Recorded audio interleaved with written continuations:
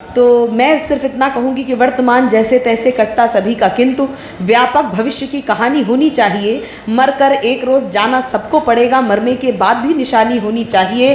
अश्रुओं की धार के समक्ष घुटने न टेके, हिंद वाली बेटी स्वाभिमानी होनी चाहिए। वक्त आ पड़े तो बैरियों का वक्ष चीर डाले, लक्ष्मीबाई जैसी मर्दानी होनी चाहिए। बागेश्वर धाम की धरती और विशेष रूप से बुंदेलखंड की धरती पर आयोजित इस 151 विवाह के अवसर पर मैं उन तमाम बेटियों को ये पंक्तियां भी उपहार में दे रही हूं और उनके सुखद वैवाहिक जीवन की कामना कर रही हूं। तो मौजूद है छतरपुर के धार्मिक तीर्थस्थल बागेश्वर धाम में, जहां पर कल से 151 कन्याओं के विवाह को लेकर तैयारियां भी की जा रही हैं और यहां पर कई प्रकार के यहाँ पर जो कार्यक्रम हैं वही भी आयोजित किए जाएंगे। इस वक्त हमारे साथ मौजूद हैं कविता तिवारी जी, इनसे हम बात करेंगे। जी, आपको कैसा लगा है बागेश्वर धाम में आकर के? बागेश्वर धाम बहुत ही अद्भुत अलौकिक यहाँ की धरती है। बहुत मैंने सुना था बागेश्वर धाम के बारे में और जितना कुछ सुना था उससे अधिक पाया है, तो बहुत ही मन प्रसन्न है। और 3 दिवसीय हुई अपने अपने राम की ये यात्रा बहुत ही आनंददायक हुई।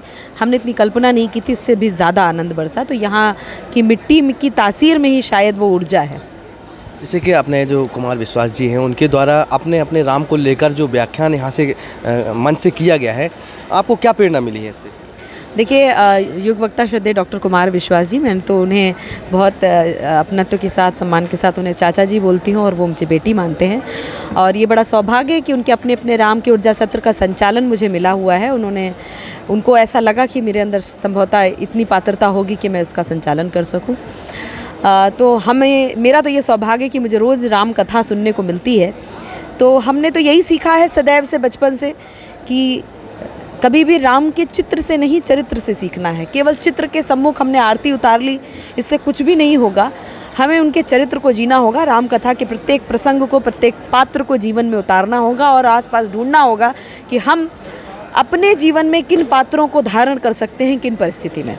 तो राम कथा से मैंने, जैसे कि बागेश्वर धाम में 151 कन्याओं का विवाह संपन्न हो रहा है, एक कहीं ना कहीं अपने बुंदेलखंड क्या बल्कि मध्य प्रदेश में शायद ये पहला ऐसा आयोजन होता होगा जहाँ पर इतनी बेटियों को एक साथ पिता के रूप में कहें या भाई के रूप में, जो बागेश्वर धाम के जो पीठाधीशों ने पंडित धीरेन्द्र शास्त्री जी, वो एक पूरी भूमिका इस आयोजन में निभाते हैं। इसको लेकर क्या कहेंगे आप? मैंने आपसे पहले भी कहा कि राम कथा केवल चित्र की नहीं, चरित्र की कथा है। तो राम कथा के प्रत्येक पात्र को अपने जीवन में धारण करना ये बहुत बड़ा उद्देश्य होता है। और मुझे ऐसा लगता है कि यहाँ के पीठाधीश्वर श्रद्धेय पूजनीय श्री धीरेन्द्र शास्त्री जी ने जनक को अपने हृदय में उतार लिया है, इसलिए वो ऐसा कृत्य कर पा रहे हैं। तो ये बहुत बड़ी पुण्य की बात है कि वो 151 जोड़ों का विवाह कर रहे हैं। बेटियों का जीवन भी सुधरेगा और मुझे ऐसा लगता है कि जो बेटे कहीं ना कहीं भटकाव की स्थिति में आए हैं, वो संस्कार युक्त बेटियों के द्वारा उनको संस्कारित किया जाएगा और अच्छे मार्ग पर वो आएंगे। और मैं चाहती हूँ कि उन सभी जितने भी युगल हों, उनको इस धरती का आशीष मिले। जैसे कि अपने जो दामाद हैं उनको गुरुजी मोटरसाइकिल में भेंट कर रहे हैं, देखा होगा आपने कितनी तादाद में उन्हें ये उपहार दिया है, और एक आशीर्वाद स्वरूप उपहार दिया है। मैं तो, आप तो ये बता रहे हैं, ये तो बहुत अच्छी बात है कि उन्होंने क्या उपहार दिया, लेकिन मैंने तो आज खुद देख लिया है। क्योंकि आज हम सब अपने अपने राम की पूरी टीम गई थी गौशाला। उन्होंने भोजन पर हम सबको आमंत्रित किया था और हमने सबने दिव्य प्रसाद ग्रहण किया। सबको प्रसाद वितरित सब कर रहे थे। अचानक से उनका ध्यान हम दोनों की ओर, मैं और मेरे पतिदेव दोनों अगल बगल बैठे थे, अचानक से उनका ध्यान चला गया। तो वो खुद आए कि नहीं ये हमारी बिटिया है, इसको एक और दो, और ये हमारे दामाद है, उनको हम खुद देंगे। तो वो खुद ही थाल लेकर और हाथ से वो घी भी लगा के खुद ही देने लगे।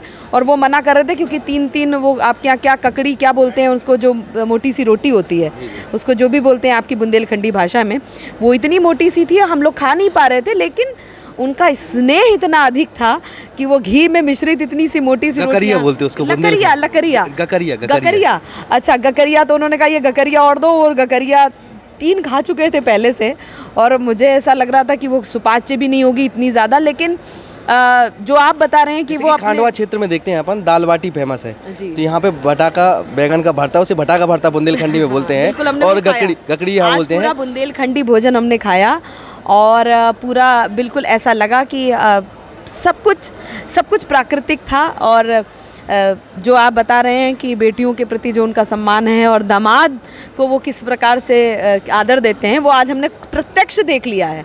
तो ये तो बड़ी बात मेरे लिए बहुत ज़्यादा नहीं है कि उन्होंने मोटरसाइकिल दी है या नहीं दी है, लेकिन जिस मनुहार से उन्होंने दामाद समझकर मेरे पति को भोजन कराया है, तो इससे समझ में आ जाता है कि वो संत भले हैं, लेकिन उनके मन में गृहस्थ कैसा होना चाहिए वो एक प्रतीक भी दे रहे हैं, वो एक संदेश भी दे रहे हैं लोगों में।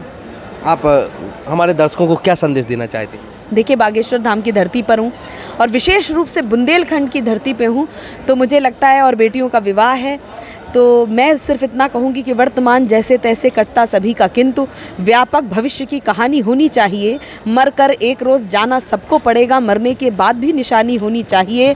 अश्रुओं की धार के समक्ष घुटने न टेके, हिंद वाली बेटी स्वाभिमानी होनी चाहिए। वक्त आ पड़े तो बैरियों का वक्ष चीर डाले, लक्ष्मीबाई जैसी मर्दानी होनी चाहिए। बागेश्वर धाम की धरती और विशेष रूप से बुंदेलखंड की धरती पर आयोजित इस 151 विवाह के अवसर पर मैं उन तमाम बेटियों को ये पंक्तियाँ भी उपहार में दे रही हूँ और उनके सुखद वैवाहिक जीवन की कामना कर रही हूँ। तो ये थी हमारे साथ कावित्री कविता तिवारी जी, जो कि बागेश्वर धाम में जो 3 दिवसीय कार्यक्रम आयोजित किया जा रहा था डॉक्टर कुमार विश्वास के द्वारा अपने अपने राम को लेकर, उसमें ये मंच संचालन का कार्य भी कर रही थी। पेपर टाइम के लिए विनोद मिश्रा की रिपोर्ट।